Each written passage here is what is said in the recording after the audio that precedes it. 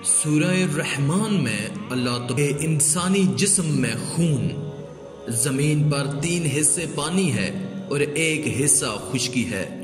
दुनिया के मंजरनामे में समुंदर का ताल्लुक हमारी जिंदगी से कितना गहरा है। मछलियों और दीगर आबी मखलूकात के अलावा अनगिनत नेमतें समुद्रों में पाई जाती हैं।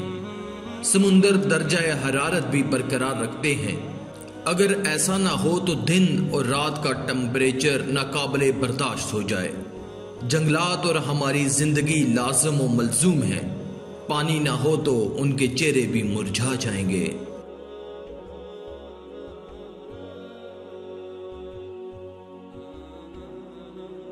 वीडियो में था बस इतना ही। मजीद इस्लामिक वीडियोस के लिए अल्लाह की कुदरत चैनल को सब्सक्राइब करें और साथ में मौजूद घंटी को भी दबा दें। शुक्रिया।